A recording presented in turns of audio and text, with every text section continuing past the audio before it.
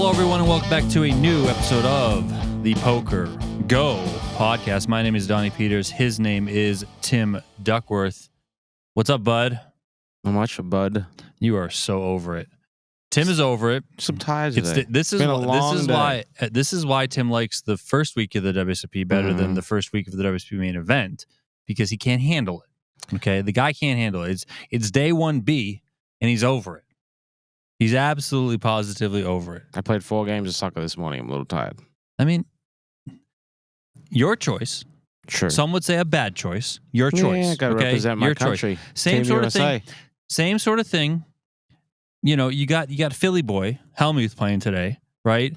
He's complaining about the length of the main event. He can't play it, whatever. Yet he goes and does this ridiculous entrance every single year, which probably takes an extra 2 to 3 hours of his life away, energy, all that sort of stuff. So yeah, Phil, there's a reason why you're tired. We're going to talk about day 1B of the WSOP main event. We got Shaun Deeb winning gold bracelet number 7. King High Pawn won gold bracelet number 3. We'll have to touch on the PGT leaderboard because there are some notable updates that this guy right here, Mr. PGT Commissioner, will hit on. The $600 PokerNews Deepstack is down to the final 6. The 10K 8-game championship is also down to the final 13. You got the $800 summer celebration, a.k.a. the Francis Anderson Invitational. That's right, baby. That is continuing. We actually had a different event start today, a $2,500 no-limit hold'em Freezeout, and then all caps can't miss community cards. I have no idea what that is, but I'm excited because it's in all caps. So let's freaking go, baby. If you're listening to the PokerGO podcast, please hit favorite on the show, like it, subscribe to it, do whatever you got to do. Please leave us a review as well. It all does help us grow. If you're watching on YouTube, like, subscribe, leave a comment, please. Wherever you're watching from, let us know where you're railing, what you're most looking forward to in the WSOP main event, all of that sort of stuff. We are not scared of the comments. We will get in there and we will chat with you guys. So leave a comment, like, subscribe. You know the drill. Come on, guys. And if you don't know the drill by now, the home of free online poker, play PokerGo.com, where Remco was 0 for 6 in free rolls today. What a surprise. 0 for 6. If you don't want to spend a dime playing online poker, check out Play PokerGo. It's free to play. It's super easy to get into. And yes, it actually feels like real poker. Hit up playpokergo.com today or grab the app on iOS or Android, and we will see you at the tables. I love this. We're talking about the WSOP main event, baby. First thing I see on the rundown, done by this guy right here because I was too busy on commentary. WSOP main event statistics. Don't delete Donnie because I always delete the stuff. But the thing is, I put in the rundown. I know. And the thing is that I always know after I delete it that I shouldn't have deleted it. I always know, and then sometimes I have to go into the edit history and I have to find it and I have to put it back in there. Why don't you run us through what we got here? All right, we're going to talk about comparing fights from this year and last year. We touched on yesterday 923 entrants in 2025 versus 915. Today, 1,096 entrants takes us to a field of 2019 compared to 2024, only 831. Field would be 1746. That means we are trending, you would assume, very far ahead of all the projections everyone's been making. However, comes with a little asterisk. It does. I got it. Day 1B in 2024 was July 4th. That's right. Day 1C in 2025 will be July 4th, meaning a lot of Americans barbecue, fireworks. What else are you doing July 4th? Whatever. So depends who you are. Some people might blow their fingers off, but shout out New York Giants defensive end, right? Yeah. Jason Pierre-Paul? Yes. Yeah, okay. Got it. Who I think went to the Bucks. I think he went to the Bucks. Anyway. Okay. So the fact that we are, 300 ahead of pace last year, but we have July 4th coming, I'm actually a little worried.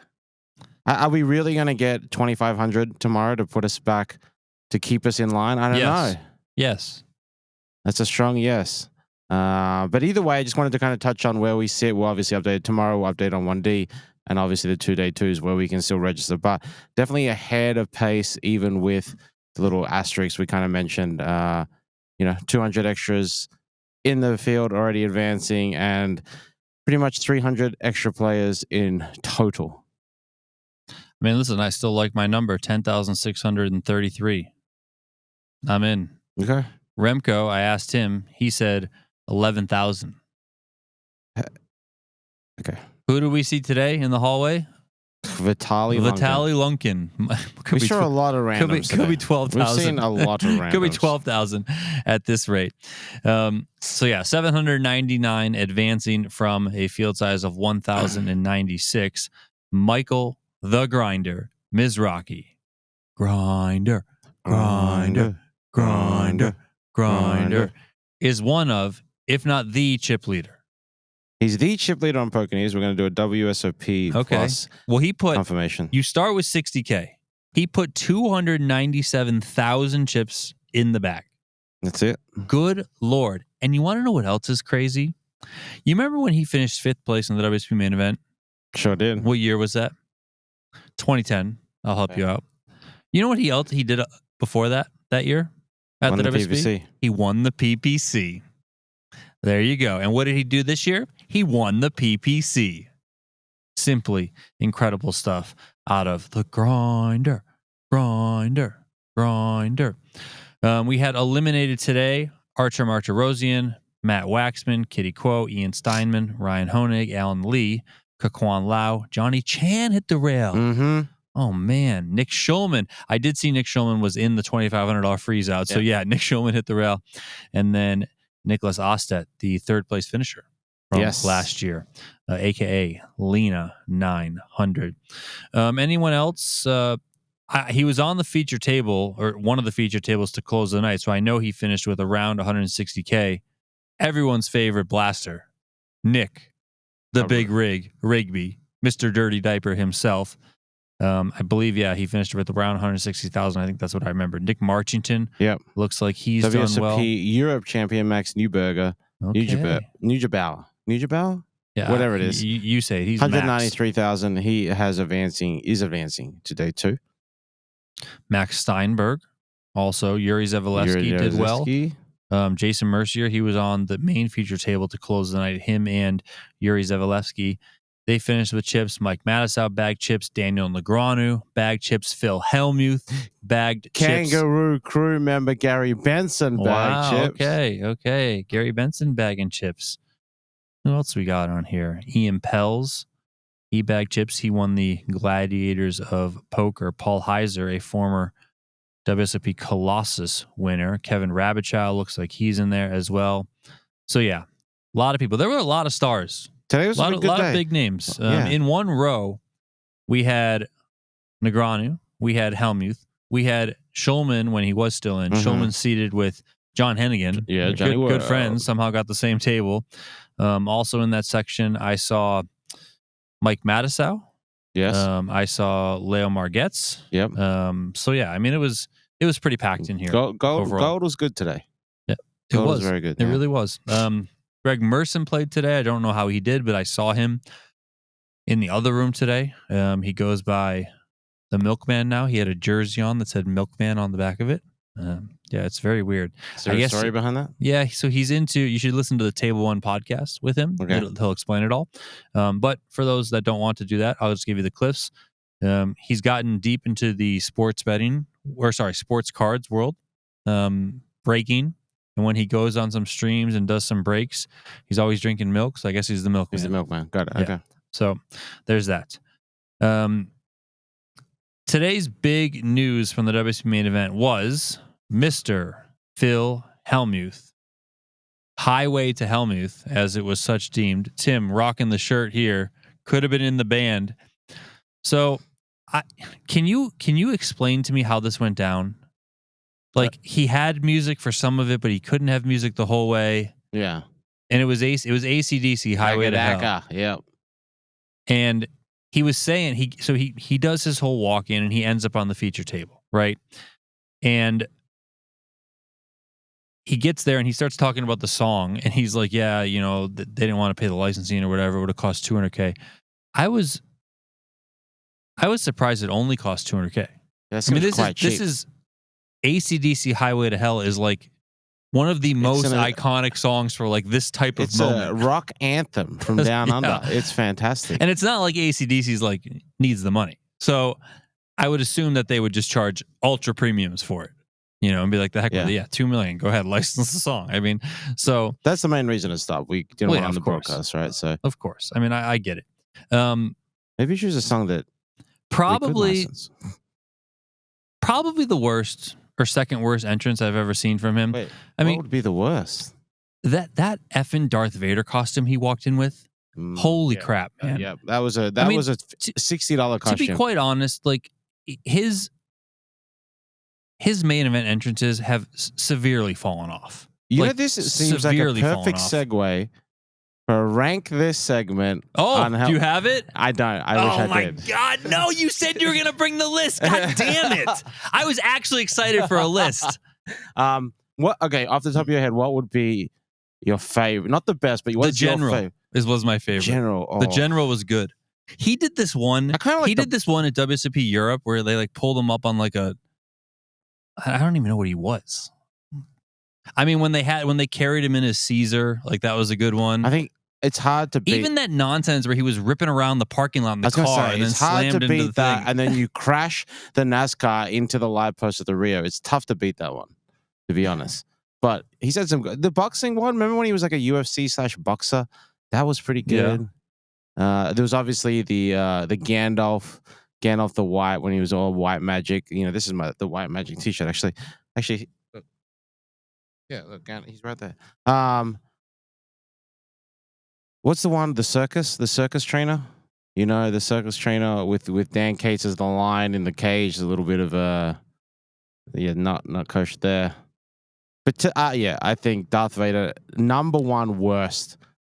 The one in London, he had 11 Lady Gaga impersonators, and the song "Poker Face," which was big at the time. I like that. Was blasting. I believe that was at the Empire Casino in London. I mean, listen. This one, where he was dressed like Caesar on the chariot, but he's like in Leicester Square. I mean, the guy is out of control. But they've for all intents and purposes, they've sucked lately. I mean, come on. I mean, he had the Darth Vader one was horrendous. Okay. Now, the one that I think was kind of good since we moved over to Horseshoe in Paris was when he was dressed up as the hell is it? The circus. The ringmaster. Ringmaster, that's what it was. Yeah. But the fact that he had Jungle Man in a cage was absolutely ridiculous. Yeah. I don't understand the fascination with Jungle Man in this whole thing. It's very weird. And like today, so he comes out, he's supposed to be this rock band. Jack Effel announces him as Highway to Hellmuth. Okay, I get it so far. Yep. Then he looks like a mess. Okay. He's got his son, Phil Hellmuth III, the one that plays poker, is like dressed as like in the band. Okay. Jungle Man is also in the band. It's just like it's chaos. Okay. He's got this microphone. Ted, did you see the effing microphone? I wasn't paying much attention to him. It looked like, and I said this on the broadcast, it looked like a toy that my 2-year-old plays with at home. It was just a piece of wood, like a wooden cylinder, right? Of it, like a stick. And then the top was like another piece of wood. It wasn't like an actual microphone. Like you could have just taken any microphone and just turned it off and used that. And on top of it, okay, listen to this. Because this was all sponsored by like Bet Rivers, which he's now with. They must have painted this microphone 10 minutes before he came out because his chin was yellow afterwards. Because the paint wore off on his chin. We had to have Liz, God bless her soul, the great stage manager Liz, come in the back, ask us for paper towels or something because Phil needed to wipe the paint off his chin. The wig he was wearing was horrendous. Yes, the whole thing was ridiculous. You couldn't even really hear the music. It was not good. I'm sorry. It was not good. And this is not to say that I don't necessarily care. Look at that thing. What is that? What is that? Come on. I don't know. Producer Rich, put this picture up. Chad Holloway, what are we doing here? What are we doing? Chad, you know Phil. What is he doing? Okay. And I'm not totally against the entrances, but can we at least make them better? I mean, they're so bad. When he had that skin tight Darth Vader costume, I mean, good Christ almighty. Like, what the heck? Oh, God. This one was bad. When he was P.T. Barnum from the circus, bad. I mean, this would be very simple. This is how this should work. Okay. Phil, who's always working with Maury Escandani, because Maury's obviously leading the production on this sort of stuff. He should reach out to Maury. And also, you want to know why this works? Because Phil is a PokerGO ambassador, okay? So why don't you just talk to us? Talk to the great guys here on the podcast. We'll involve the entire PokerGO team, and I guarantee we will come up with extremely good entrances for you. Not this nonsense. Come on, man. It's just not. And again, I'm for the entrances. Do the whole thing. Create a circus out of the entire entrance. I get it, right? As long as you stop the tournament, we're good with it, okay? But they just got to be better, man. They just got to be better. You have fallen off. When he walked in as that freaking general, that was A+, right? I mean, come on. You know who had a better entrance than Phil Hellmuth? Who? Adam Hendricks in an Elvis Presley outfit with no music. Yeah, this was abysmal. I'm very disappointed. I mean, Elvis would be a good one. The King, Elvis is a good one. That would be a good one. There's like a million other entrances that he could have done. Mm-hmm. But this is just it's just not that good. Yeah, but the thing is that it was so bad that it was good in a weird way. Like I'm not even sure what it's supposed to do. I'm not sure what it is intended to do.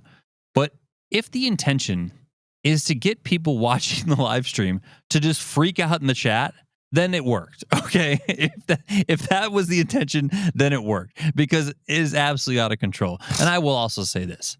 I would take Martin Cabral and his antics 10 times out of 10 over Phil Hellmuth's stuff that we hear. Because then he sits down and you just got to listen to him talk about this new water company. He literally did you see the water? The water. We did the whole water thing on here. He shows up with a water company. He has them bring all the bottles up on stage, and he's talking about how he just signed some deal with them. It's the best tasting water he's ever had. He used to drink water out of plastic. Now he drinks this Path water, which is out of an aluminum can, and it's like this whole thing. I mean, I'm just like, this guy. Like, I can't listen to that. At least give me Not Like That Casino Royale all day. The hippo going across the table. I'll take that, right? Ay. So that was the big thing today. So anyway, Phil then he plays like 3 hands. The first hand he plays, he raises with 6-3 suited. God knows why. Anyway, he ends up leaving. Mm-hmm. What we thought was to go change, but then he came back wearing the same stuff that he had on: the stupid wig, the leather pants. Like, I don't know. And then we eventually moved him off the feature table, and we cut out to him in the field for some check-ins, and he's wearing his normal stuff. But then he was also like head on the ground, tired, or on the table, tired, sleeping in between hands. It's like, dude, you don't need to do this crazy entrance stuff if you're just so tired all the time. You could also register on day 2. You could also do that. You could also, not pound M&Ms at the feature table, which he was doing. I mean, that's not going to be good for the sugar levels. Like, you're going to come crashing down. Yeah. Like, I mean, and he still put, I think, around $90K in the bag. So, I mean, whatever. But it's just ridiculous. I have no words for it. We were in the booth with Jared Blesnick, Remco, and I mean, Jared was at a loss for words, an absolute loss for words. We also had Daniel Negreanu up on the feature table. Yep. He had some complaining to do. Were you involved in that? I know you were involved in Cabral, so were you involved in this one? Didn't even hear anything about it. Oh, he was complaining about how hot it was up there. Well, it's been hot the whole summer. Move on, Daniel. But I also think that I feel like the air conditioning, they like turned it down in here. Or it's just the fact that if you they're playing the main event here. 10 steps that way, it is freezing cold. I understand, but it's like it's in these it's like directly under the vents. 3 days ago. But if you go anywhere else, it's like warm. 3 days ago, Daniel complained about the air being too cold where he was sitting. No, He's also wearing 17 layers out there in the middle of the gold section. He did take all that stuff off. I know. I'm just saying, yeah. it's also not our fault. You got the Antarctic over there, and you've got the Sahara over here. At one point, he said, whoever's listening out there, I do not want to be on the feature table anymore. He's like yelling to us in the bag in production. Anyway, he put some chips in the bag as well. He's going to have a couple days off. And Jared Blesnick talked about it on stream, but he has a bunch of bets on Daniel Negreanu. He is super, super bullish on Daniel Negreanu in this main event. He's got all kinds of bets, like various head-to-heads bets, must cash, last longers, all this sort of stuff. It totals around 300K, he said. One of the bets he said he has with Jesse Lonis. Okay. I believe it's like a last longer or most fancy points or something. I don't know, but he's got basically Daniel versus Jesse, so that's a big one. He wouldn't name who the other ones are with, but yeah, he's got a ton of money. And then he found out on stream that Daniel was drinking wine, and he was gonna lose his mind. He's gonna lose his mind. He's like, I would have never bet. Well, this whole thing. I mean, it was just Jared's incredible, absolutely incredible. What do you got from the main event? Honestly, didn't pay that much attention to it today. Came a little late. How were you doing? I was writing a couple winner stories, doing that kind of stuff. The actual work behind the scenes that no one cares about. So you couldn't pay attention to the main event? Really, I didn't watch actually any of it. Unbelievable. I was doing other work. Yeah, you can put the stream on, man. Like you just, the lack of investment is insulting. It's just for it day is 1B. actually insulting. It's just day 1B. It is actually insulting. Well, I'll be back on for 1C. It's July 4th. Insulting. Incredibly Incredibly the insulting. commentators. I wasn't a big fan of the commentary team today, so. Either was I. I mean, I don't. Who were those a-holes in there? Yeah, I don't know. Buffoons. I don't think I saw any like crazy bust outs today. I mean, maybe I'm just kind of like, it's always crazy like the first day because it's brand new and it's here. So, it wasn't too wild. Do want to give a shout out to Jesse Simon, who won a giveaway from the PokerGO shop. He won the PokerGO shop WSOP Main Event giveaway last year. And what he won was a seat, a package, a seat plus some travel and some cash to come out here and play in the WSOP Main Event. I met with him today. I got him all situated. Because it was a PokerGO shop giveaway, part of his thing was $500 in merch. Ooh. Got him all hooked up with all these hoodies and nice. everything. So we did that this morning.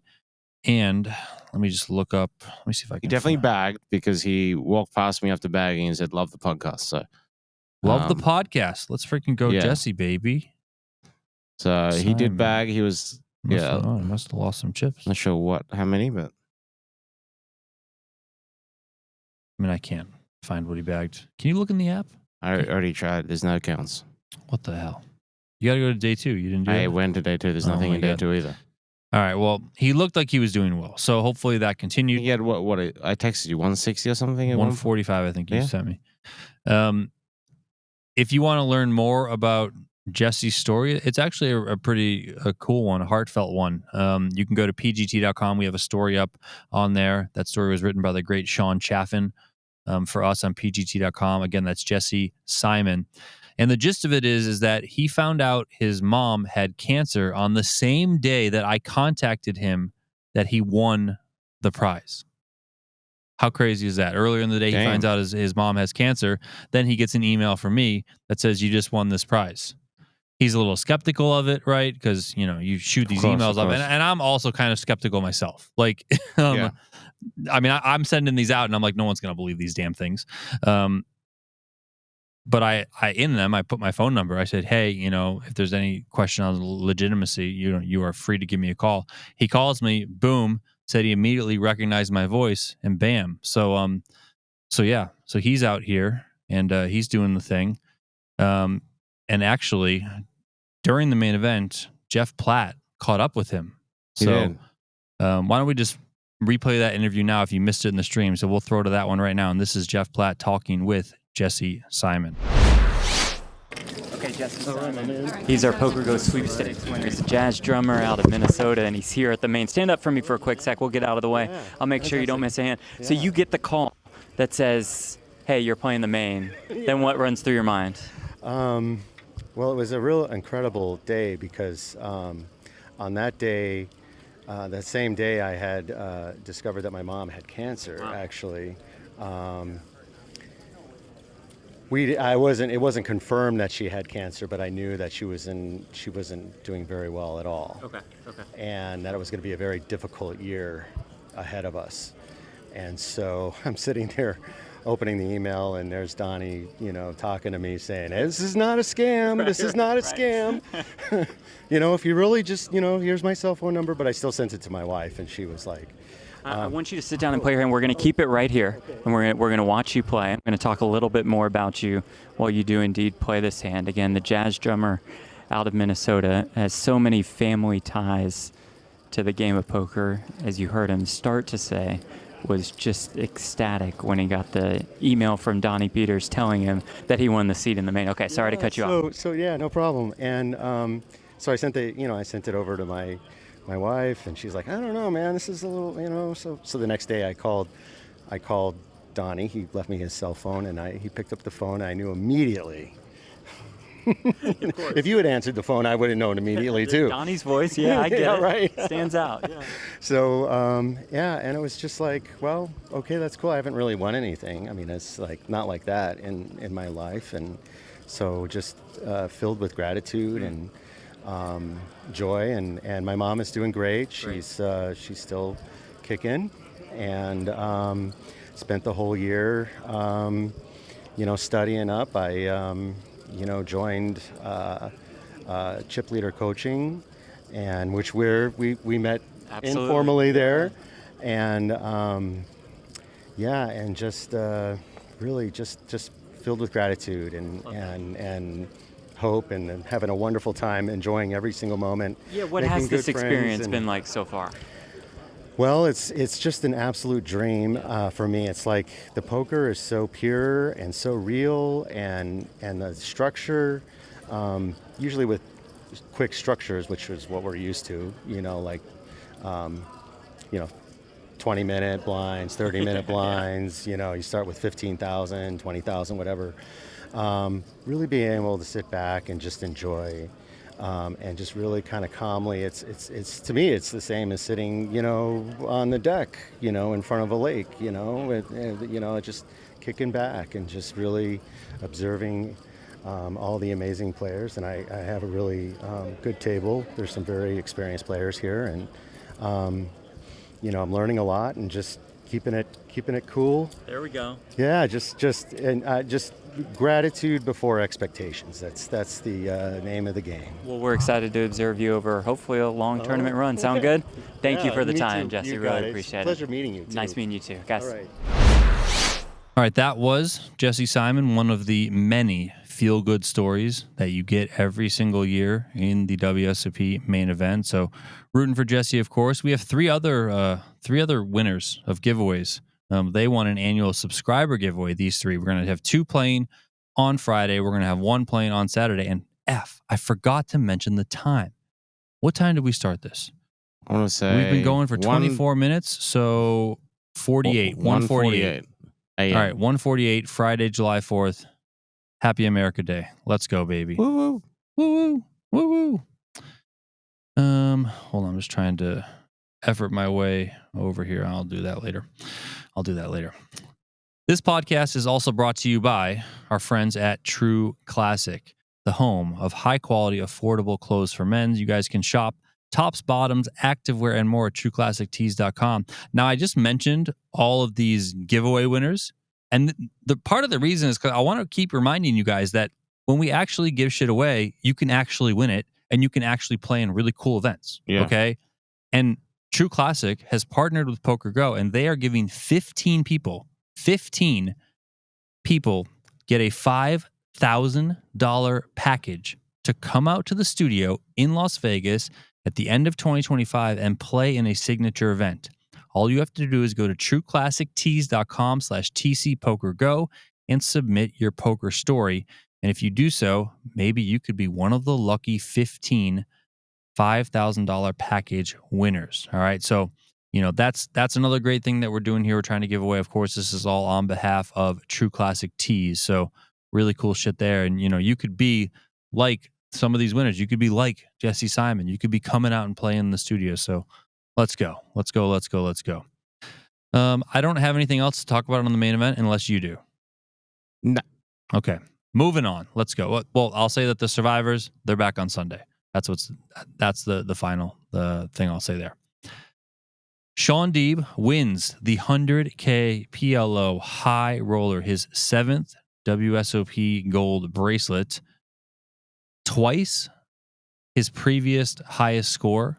He won almost $3 million. His previous 7 bracelets were 2015 10K pot limit hold'em championship, bang. 318K. 2016 1500 7-card stud, 111K. 2018 he won 2. 25K PLO high roller, 1.4 million, his previous highest score. And then right at the end of the series, he won the 10K 6-max championship, 800K. 2021 25K PLO high roller again, $1.2 million. 2023, the 1500 8-game mix, 198K. And then obviously number 7 here. 11 years it took Shaun to go from winning his first to winning his 7th, which is essentially tied for second quickest behind Johnny Moss and Phil Ivey. He's tied with Benny Glasser there on 11 years. Not going to go into the finer details of exact days, but either way, most importantly, 2 years faster than Phil Hellmuth. And after Shaun won, he walked past Phil and he said 11 more to go. 11. That's a lot. Well, he's on pace. Very, very true. I mean, if he can keep up the volume, listen, the volume can wear on you. You know, I'm just saying, like, there might be one summer Deeb just kind of wakes up and is like, you know what, I don't know, man. But we'll see. And if he does keep it up, I would say he's got a very, very good chance of catching up. And to also, we've touched on this many times. He had a second, he had a third. He could have 4 bracelets. Like, he's that literally that close to winning a bracelet earlier in the summer multiple times, but he gets his 7th here. He joins a long list of, we kind of touched on it last week about, the year of 7. You didn't really like that one, but obviously Daniel Negreanu, Brian Rass, Michael Mizrahi, Scott men win. They're just some of the guys who has 7 bracelets. But I think the most important thing about Deeb is that he's now on top of WSOP Player of the Year rankings whenever they get updated or refreshed by the robots there. He'll be ahead of it's definitely not getting updated by robots. Well, it's whoever it is. It's getting updated by what's that? By the Pony Express. What's that? I know you've watched this show because you have kids with the slow DMV sloth. Everyone at home knows exactly what I'm talking about. There's slow DMV sloth. Slow DMV sloth. Like a meme. This one? That one. And it's Zootopia. Yeah, Zootopia. Oh, well, you said show, so I thought you meant TV show. Movie. Say movie. That's the sloth is the person I'm dating to play with. No offense if you're a real person listening. No offense. The offense. Offense. Like, come on. He moves to top. And what's important about the Player of the Year for him, he's already won it once, 2018. And he has said numerous times that he wants to win it twice and then 3 times. Because, the guy he's chasing 2 people in this poker world. He's chasing Phil Hellmuth's WSOP bracelet record. And he's chasing Daniel Negreanu's Player of the Year record, which is 2004, 2013 for Daniel. Deeb, obviously, he's got a chance here. And I believe he told PokerNews that he might even just skip the main event, which seems kind of crazy. But for Player of the Year, considerations, if that's his goal and not winning $10 million, then it does make a lot of sense. What are your thoughts on that? So I talked with Deeb about this specific thing before the final table started. I mean, it wasn't necessarily about Deeb. It was originally about Hellmuth. And what we were talking about was, Deeb is close with Hellmuth, and he's actually had conversations with Hellmuth because, listen to this about Shaun Deeb. He actually bet that Hellmuth would not play the main event. He bet 10K. Mm-hmm. That has to be the worst bet in the history of mankind. It is. Because he was always playing. And I said that to Shaun. And he tried to he tried to justify his thinking by saying that he's had conversations with Hellmuth where they've kind of both decided that Hellmuth should not play the main event. And the reason is because Hellmuth values bracelets above everything else. Yeah. If you play the WSOP main event and you get stuck in it, you could be stuck for a week and a half to 2 weeks. Mm-hmm. Now, yes, if you get stuck that long, it does come with a lot of money. But let's say he makes day 8, the final 3 tables, and busts in 20th place. I mean, you probably missed 20 events, 25 events. Yep. I mean, yeah, you win $200,000-$300,000, but for Hellmuth, that's not what it's about. It's about the bracelets. Yeah. And then that was the same sort of thing where he said, Scott Seaver didn't play the main event last year because he couldn't get the volume in because he was chasing Player of the Year. So he skipped the main event last year, did Seaver, and was just playing all the other bracelet tournaments. So that's where it comes from with Deeb, is that he can't get the volume in if he plays the main event. So he's going to play the other stuff. And as it pertains specifically to the WSOP Player of the Year, just like if you go super deep, if you go to day 7 or 8 or whatever, yeah, you make a couple hundred, few $100,000. For Player of the Year, you make, how many points do you get for that? 50? That doesn't matter. Mm-hmm. Like it's very top heavy, right? So he'd rather go play all these other tournaments, and he said he's going to be multi-tabling the crap out of them. So I think that's probably what he's going to do. Now maybe there's a chance he max late reg the main and just blast it off, just try and run up go from 60 to 2 million in one day, Not something possible, ridiculous. But okay. What do you mean? Why is it not possible? 2 million. What if he bought in max late and literally went all in every hand and did not lose? I mean, it could happen. Sure. Right? Yeah. Mathematically, it could happen. Well, because at that time, when you buy in, then because people are finishing. We just said Grindr finished with 300K. People are going to have 200,000 to 300,000 in chips. If you buy in at max late reg, you're already a couple levels in. So people are going to have 400,000 to 500,000 chips. So if Deeb gets a couple of double ups, if he goes from 60 to 120 to 240, right? Then he gets in a pot with somebody who has 400, right? Then he's at 480. Boom, he could easily get to 2 million.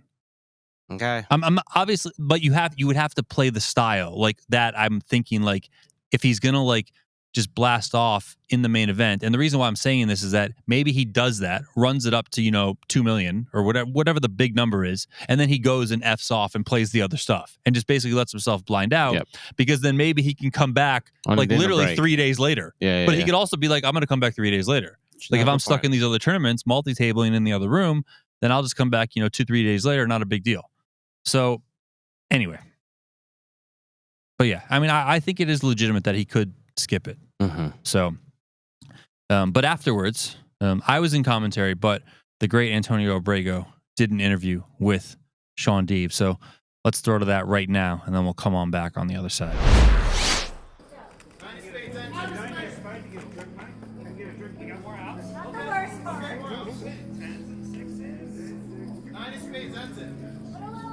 Let's go, Shaun!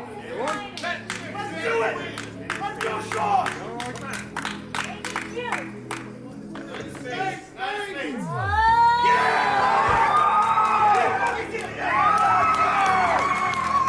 To end up first place when I was down and out so many times, I just kept battling. I kept playing my cards.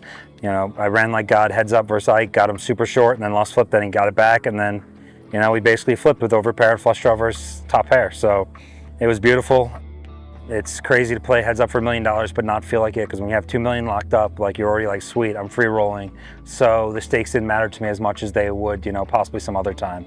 I was against nothing but ethical class acts, and I may have over-celebrated a little much, so I probably should apologize to some of those guys, but I had a great rail. I was pumped up, the adrenaline's going, and I just felt like it was destiny. Every time I was all in, I didn't feel like I was going to lose, so it's kind of a crazy feeling.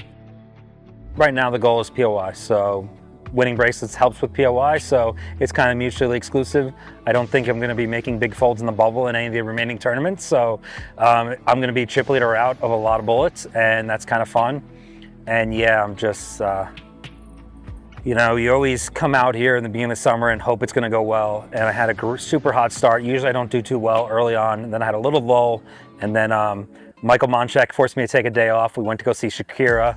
Oddly enough, Martin Cabrillo was also there. I hate music. I hated the concert, but it was good to just drink and hang out with some people, you know, and some people I don't see as often. So I had a great time with them. So I'm giving Mike a little partial credit for this win, for resetting the body. They've been doing it for so much longer than me. I think it's such a compliment to be in the conversation. You know, treat Ivy, Hellmuth, and Negreanu as friends. You know, obviously when Doyle was alive as well. It's amazing, you know, growing up watching poker on TV and seeing all those guys, and now they come over to congratulate me, and we're all on first name basis. I have all their numbers in my phone. It's amazing how inclusive poker is. Even, you know, when I've had problems with some of those guys in the past or other people, a lot of times we can get past it. And I think that shows the maturity and intelligence of this community. And, you know, I think at some point we all get old enough and we realize if someone's not willing to screw you over, they're probably a good friend to keep around. And I surround myself with so many of those people in this industry, and they're all there for me. If I ever need a favor, if my wife ever needs anything, you can't beat the friendships I made. I literally met my wife. We got my 2 kids because of poker. So I owe everything in this industry. I will always battle for poker and do what's right for it. Even if it hurts my own bottom line, I will just protect this industry the best I can for my whole career. The legacy I try to leave behind, I hope, you know, when I pass on, my kids and my grandkids, if I have them, will say this. I was honorable, trustworthy, ethical. I put the industry before my own self-interest. And I've tried to do whatever I can to help out poker and poker sites in different ways. I just will do everything every day of my life to help poker because it has given me everything. It's given me immense wealth, immense success, immense fame, amazing family, amazing friends, and yeah, it's days like today that you are really happy that you're still in poker. You know, I want to be known as being brutally honest, being a good needler, being ethical, being a great player at all the games, and just being willing to show every day. I try to lead by example, and I think that all players will be so much happier and have better results if they're willing to just play whatever's profitable up next. And I know a lot of people don't have the physical stamina or the mental stamina that I have, and I know I'm kind of unique in that, but there's some people who are really fucking close to me when it comes to that shit. All right, that was Shaun Deeb, and you heard him in the interview. You heard him say it again. It's POI or bust. It is POI or bust. So we'll see how that plays out. It's going to be a very interesting race now. We have Shaun Deeb, we have Martin Cabral, we have Benny Glauser, and we have Scott Bowman. I think those are like the 4 favorites, right? Yep. No one's going to beat Shaun Deeb in the volume.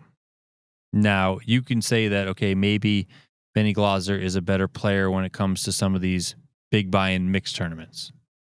Okay, that's fine. But, you know, maybe Deeb makes up for it in the volume. Yeah. You know? So it's just going to be very interesting to see how it all plays out. You know, Cabral, right? He's obviously very good when it comes to big bet stuff, but he doesn't play any of the mix. Now, he was playing the 10K 8 game today. Well, he was? He hopped in there. So, I mean, confirm that for me. Go to PokerNews and confirm. I'm 95% certain that he hopped in there. Which kind of makes sense because, you know, he can play, you know, No Limit Hold'em and PLO are in there, so he can play them. Yeah, he was. Yeah, see, so, and I wonder if that's simply a result of the fact that he is in the running for Player of the Year. Possibly, yeah. Right? Just like we saw a couple years ago, we saw Dan Zach all of a sudden sell for the 250K. He's like, I got to play it. You know, POI's on the line. Let's go. So you start to see these people chase and do things that are outside of their normal wheelhouse, which is fine. But for someone like Shaun Deeb, it's all within his wheelhouse. Yep. So I would say that Deeb is now the favorite, which is pretty crazy. So we'll see how that thing goes. A lot of big events coming up. Also, as it pertains to Martin Cabral, we know he's not skipping the main event because he already played it. He already bagged, right? So he's not going to take that approach. And I would never expect Martin Cabral specifically to skip the main event, but he would never, ever, ever even entertain the idea like Shaun Deeb is, you know, seriously considering it. So anyway, 100K PLO high roller, almost $3 million for Shaun Deeb, his 7th gold bracelet, beat Isaac Haxton in heads up play, $1.972 million for Haxton. Arthur Morris, your boy, $1.3 million for 3rd place. Lataro Guerra, the PLO god, $976K. A little bit of emotion from Lataro when he busted, got his money in really, really good, got drawn out on and just kind of head sunk down kind of into his chest. Like you could tell, like, man, that was the one. We lost Phil Ivey, 5th place, 715K. Alex Foxen before him. Sean Raphael before him. So that is the 100K PLO high roller. In the 10K stud high-low championship, Inghai Pan wins it all. His 3rd WSOP Gold bracelet. This one had 186 entries. Pan won $411,000. Previously won 2 online events. Mm-hmm. That's like complete other side of the spectrum than the 10K stud high-low. Yeah. 2 small no limit hold'em events in 2022 and 2023. One for 36K, the other for 42,000. I didn't even know he'd won those, so I thought this was actually his first bracelet. And then you wrote the whole recap that way. No, and then you were like, "Oh wait, damn." You know, I did the stat check before I started, and I was like, "Oh, of course, okay, 3 bracelets, cool." But yeah, he gets the victory. They came back today. 4 players left. King Haipan, David Lin, Luke Schwartz, Andrei Zigulov. Zigulov out first, 132,000. Luke Schwartz out in 3rd place, 188K. David Lin, runner up, $274,000. And Pan takes his 3rd bracelet and 411K. That's also 411 points. That is. So if we're points for what? PGT leaderboard. That's right, baby. And qualifying for the PGT $1 Million Championship. You know, for him, 400 is going to be very short, especially with no more mixed games, no more mixed series coming. The big movers and shakers obviously came in the 100K PLO. Let's start at the top. Shaun Deeb rockets up to 13th place on the PGT leaderboard, 995 points. So I would say he's nearly a lock to be in the PGT $1 Million Championship. Isaac Haxton, runner-up finish, now up to 20th, 899 points. Arthur Morris, 39th, just in there right now. Lataro Guerrero up to 37th place. Phil Ivey is 63rd. Alex Foxen extends his lead on top. He creeps over the 2,000 point mark.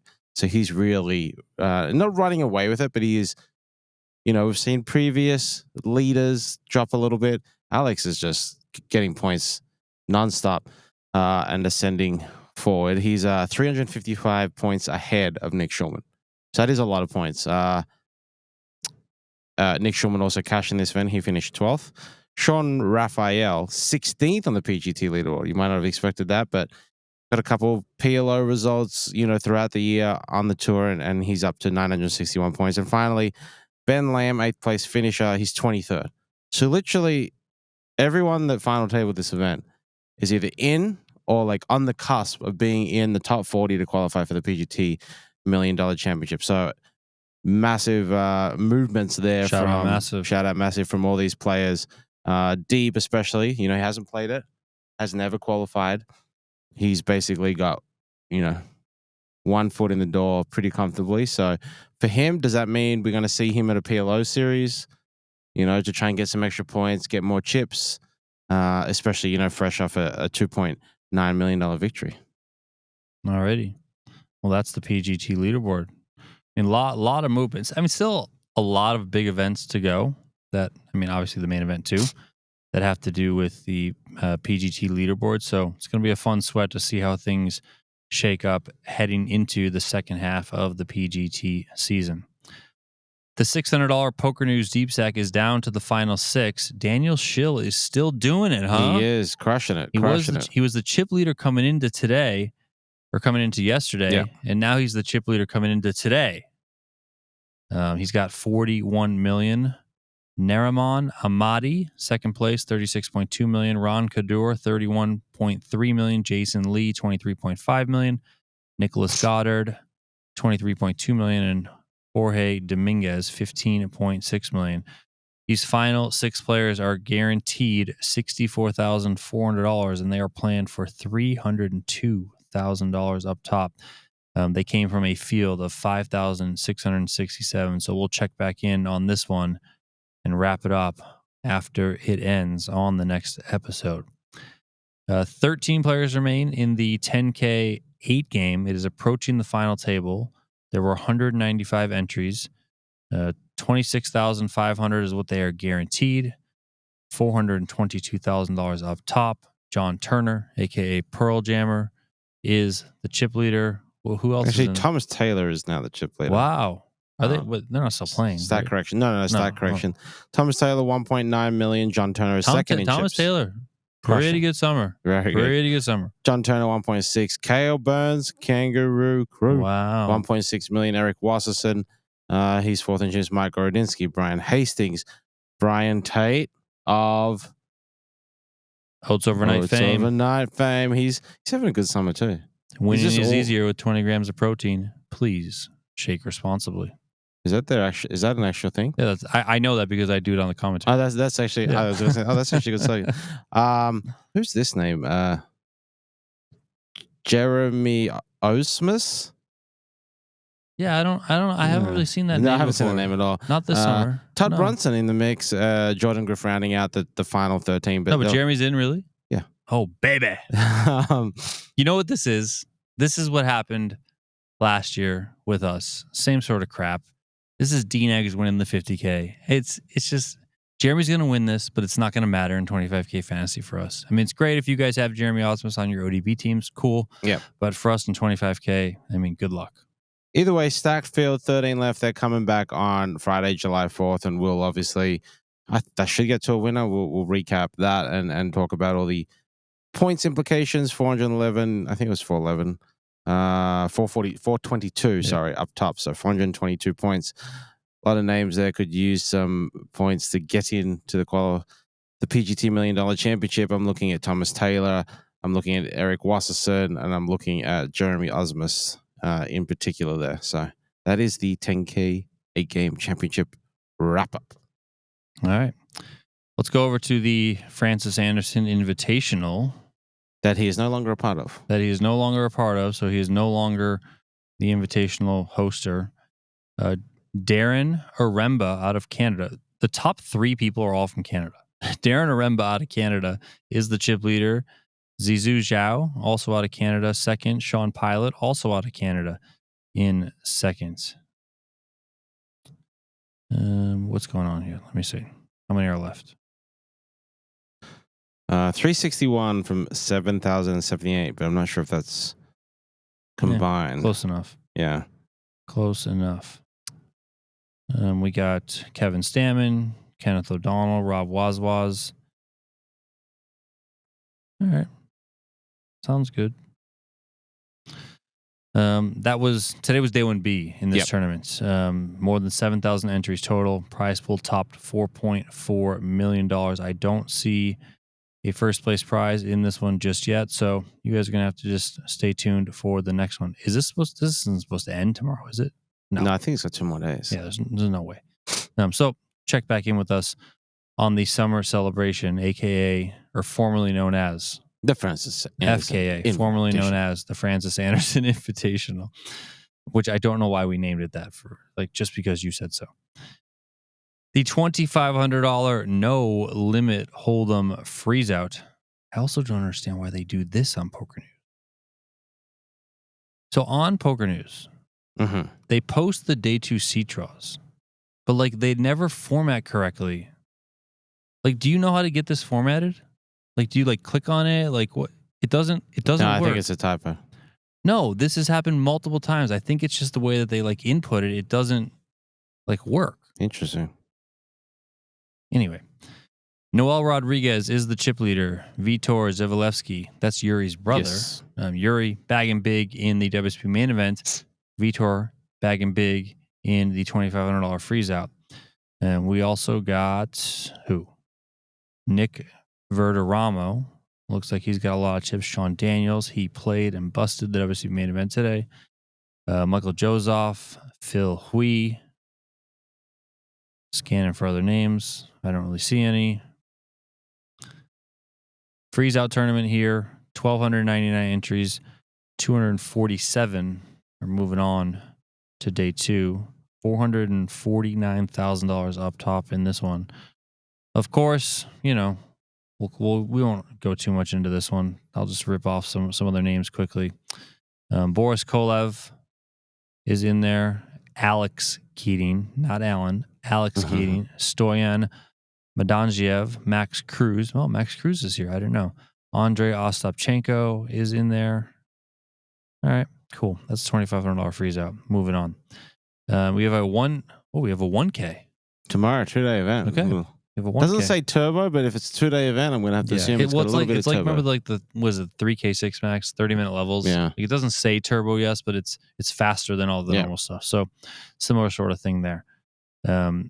This is basically the tournament that if you bagged 1A or 1B, you probably just blast into this one. So yeah. All right, community cards. You said it was really big and cool and all that sort of stuff. Sure. Community cards. Yes, my favorite segment. And we're going to talk about some rankings.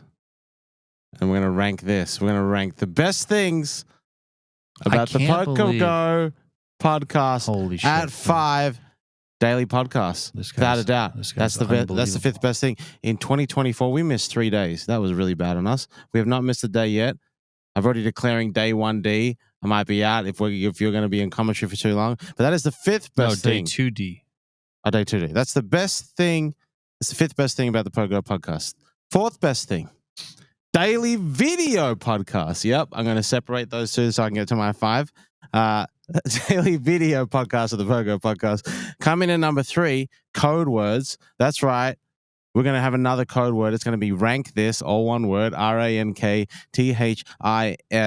Go to pgt.com/dreamseat. You'll find all the information. Number 2, best thing about the PokerGO podcast is the hats. The community we've created with the hats. Would you not agree? Just keep going, please. And the number 1 thing, the best thing about the PokerGO podcast is more hats. Donnie, they've arrived.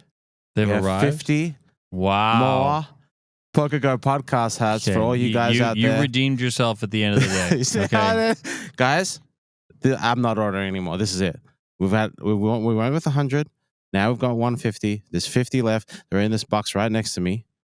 If you want one, you know what to do. You got to come find me or Donnie. You got to say the password. Family pot. Okay? Just don't find me on Friday because I'm playing poker and I don't want to. Rank this is the password for the Gleam competition. Family pot is the one for the hat. We have 50 hats. Okay? This is it. No more. That's it. That's the rank this segment. Number 1 thing, more hats. All right. Okay. You didn't expect that to happen. Did you? I did not expect that to happen. I got you. I think like I got I you. said, you redeemed yourself. Okay. You redeemed yourself at the end of that nonsense. All right. That's it. That's all we got. Yeah.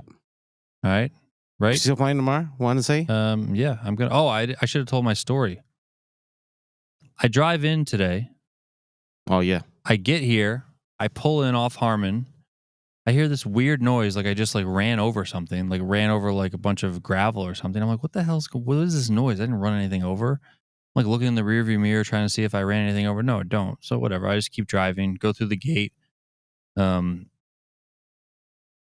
like I hear it again. I'm like, what the hell is going on? And then I have to park basically at fucking like MGM down the street. And I'm still hearing this noise. Okay, fine, whatever. Find a parking spot, park. I'm like, I might as well look like.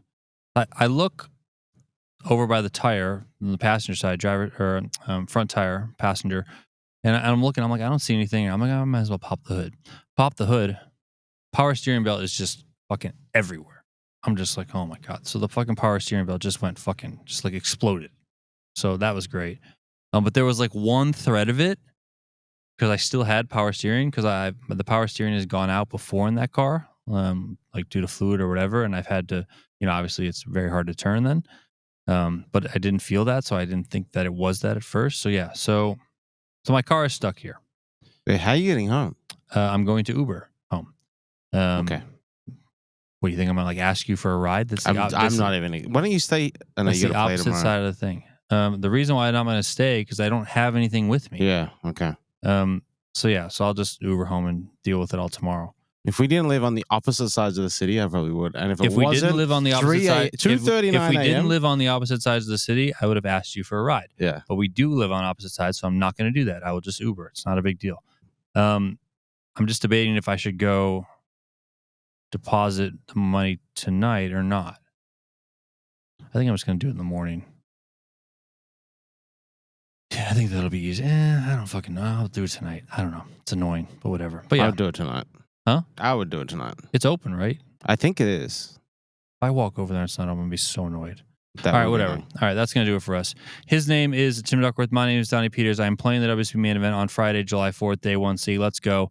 Let's put a lot of chips in the bag. Yes. please Nice, do. easy day. Get through it, and then we'll continue on. Either way, bag or no bag, we'll be back on the podcast. Mhm. So talk to you guys later. So you.